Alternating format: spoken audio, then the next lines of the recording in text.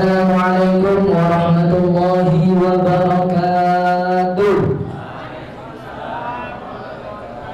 Kurang kompak sekali lagi. Afsus salam bainakum. Assalamualaikum warahmatullahi ta'ala wabarakatuh.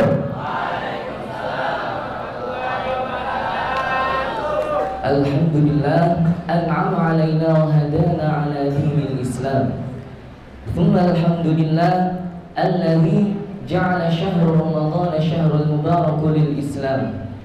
Innal hamdalillah nahmaduhu wa nasta'inuhu wa nastaghfiruh wa na'udzu billahi min syururi anfusina wa min sayyiati a'malina man yahdihillahu fala mudilla lahu wa man yudlil fala hadiya lahu.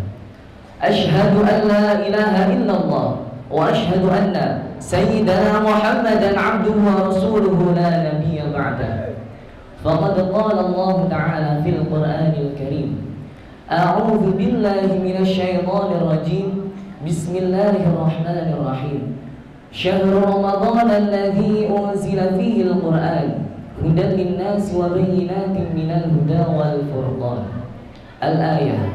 ثم قال الله تعالى في القرآن الكريم بسم الله الرحمن الرحيم اقرأ باسم ربك الذي خلق خلق الإنسان من علق اقرأ وربك الأكرم الذي علم بالقلم علم الإنسان ما لم يعلم.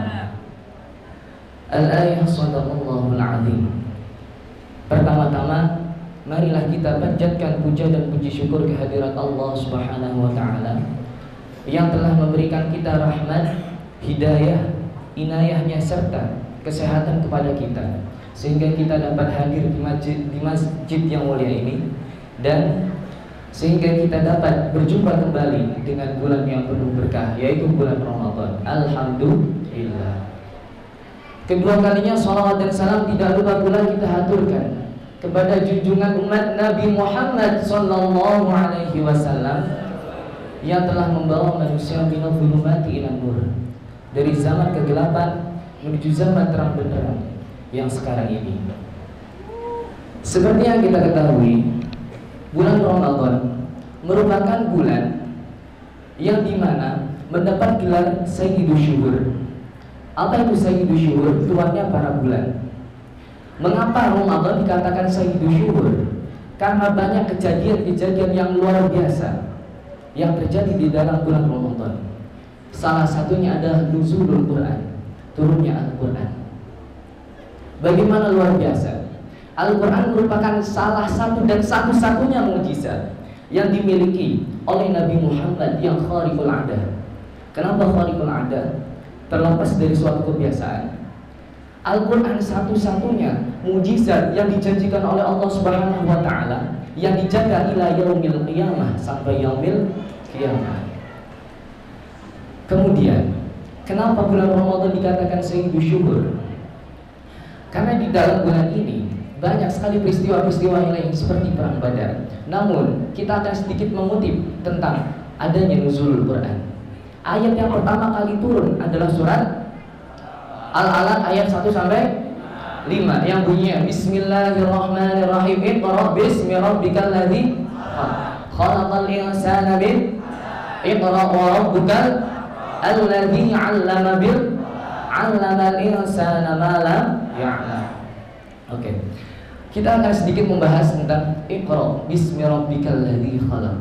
Iqra, bacalah wahai Muhammad, bismi rabbikal ladzi khalaq, dengan menyebut nama Tuhanmu yang telah menciptakan. Padahal saat itu Nabi Muhammad mengatakan, ketika Jibril mengatakan Iqra, baca ya Muhammad, Muhammad mengatakan apa? Ma'ana biqari, saya tidak bisa membaca. Kedua kalinya Iqra ya Muhammad, ma'ana biqari, lebih keras lagi. Yang ketiga kalinya malaikat Jibril mendekap Rasul dan mengatakan Iqra. Kemudian Nabi mengucapkan Iqra bismi rabbikal ladzi khalaq. Sehingga kita bisa menyimpulkan apa? Rasulullah yang tidak bisa membaca saja dipaksa untuk bisa membaca. Atau kata lainnya, Rasulullah menganjurkan kepada kita untuk belajar. Belajar apa? Belajar untuk dari hal yang tidak tahu menjadi tahu. Belajar merupakan suatu kewajiban yang harus dilakukan bagi setiap umat muslimin dan muslimah. Karena apa? Karena Rasulullah sendiri yang menganjurkannya.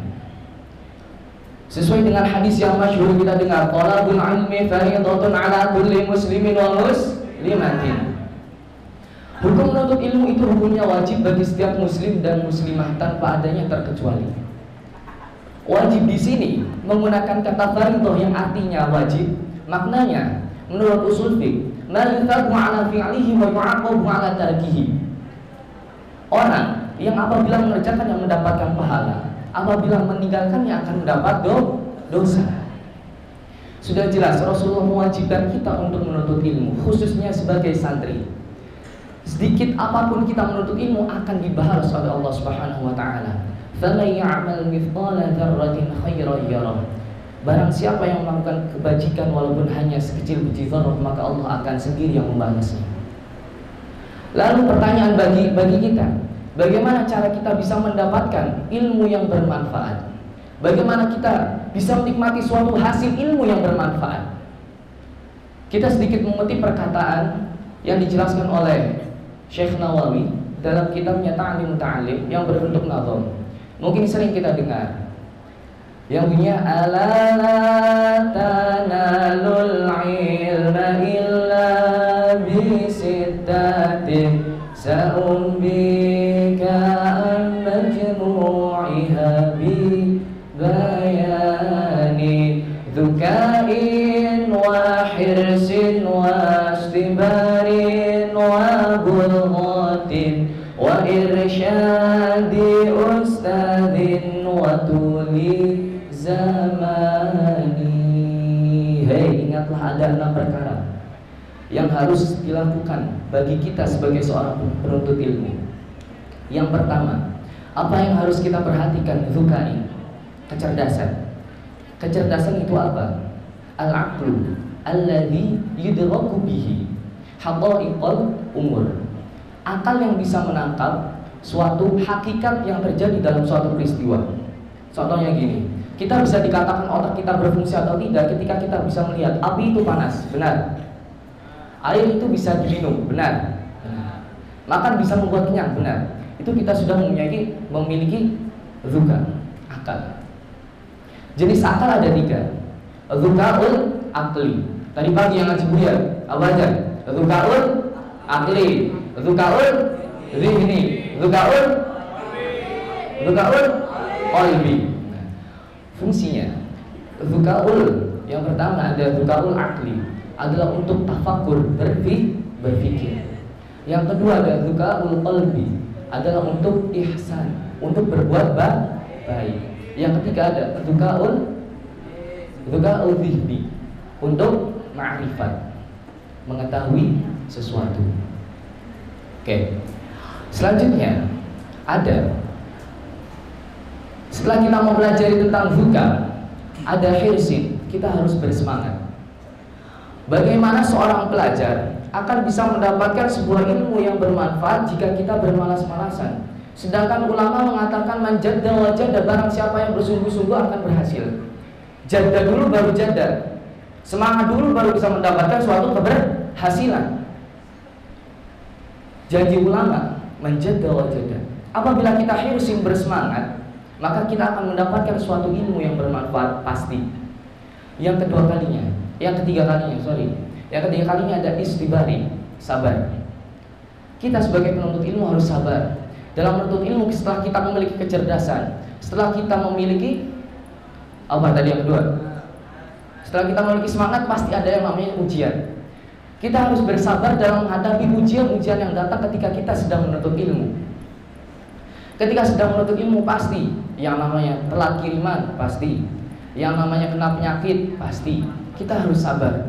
Untuk apa? Untuk bisa mendapatkan ilmu yang bermanfaat. Yang keempat ada bulghatin. Bulghatin adalah modal. Menuntut ilmu nggak punya modal, percuma.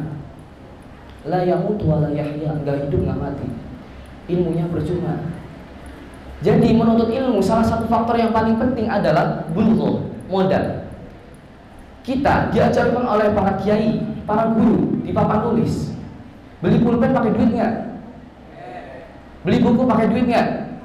Itu yang namanya bulghah, modal. Ketika kita ingin menulis sesuatu menggunakan pulpen yang kita beli, janji ulama apa? Al-ilmu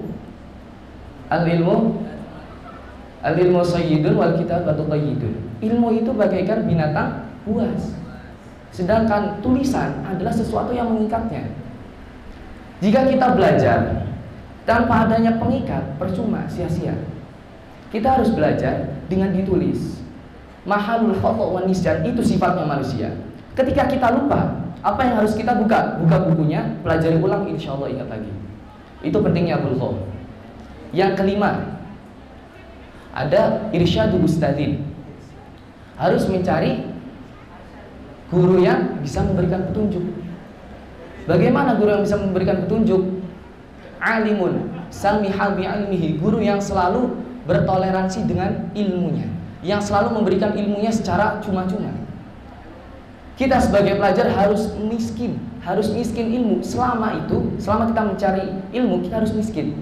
Maksudnya miskin apa? Kita harus butuh terus kepada guru. Kita harus minta terus kepada guru. Itu yang namanya belajar. Dan guru yang memberikan ilmu kepada kita harus apa? Harus samiha, harus bertoleransi, harus memberikan ilmunya dengan sepenuh hati. Irsyadul ustadzin. Yang terakhir ada waktu di zaman. Menuntut ilmu itu hukumnya wajib. Waktunya dari kapan sampai kapan? Minal mahdi ilal lahdi. Dari buayan sampai liang lahat. Nah, waktu menuntut ilmu ini yang lama, tujuannya apa? Tujuannya adalah untuk as'adatul wa anjahul muta'allim, untuk mendapatkan suatu kebahagiaan yang luar biasa bagi pelajar, bagi santri, bagi siswa. Itu manfaatnya fid dini wad dunya wal akhirah, di dalam agama, dunia dan akhirat. Nah, 6 perkara ini. Setelah kita mempelajari 6 perkara yang harus kita pelajari, ada 1 perkara yang harus kita tinggalkan dalam menuntut ilmu. Apa itu? Perkara yang pertama, kita akan mengutip perkataannya Imam Syafi'i. Imam Syafi'i di sini menceritakan dia sedang terkena musibah. Suatu saat dia mengadu pada gurunya Waqi'. Sakautu ilal Waqi' su'al hifdhi fa arsyadani al-ilmu nurullah wa akhbarani wa nurullah la yahdi ilal ma'asi. Suatu saat Imam Syafi'i mengeluh tentang hafalannya, tentang kejelekan hafalannya.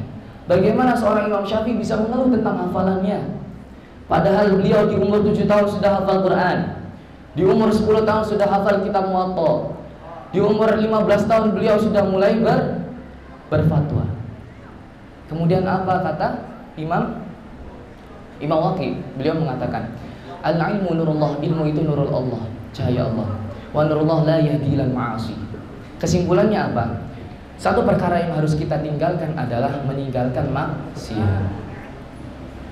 Nah, berikut adalah 6 perkara dan 1 perkara yang harus kita lakukan sebagai penuntut ilmu agar mendapatkan ilmu yang bermanfaat fid dunya wal akhirah. Da'wahum subhanakallahumma wa tahiyyatuhum fiha salam wa akhiru da'wahum 'alhamdulillahi rabbil alamin. Wassalamu alaikum warahmatullahi wabarakatuh.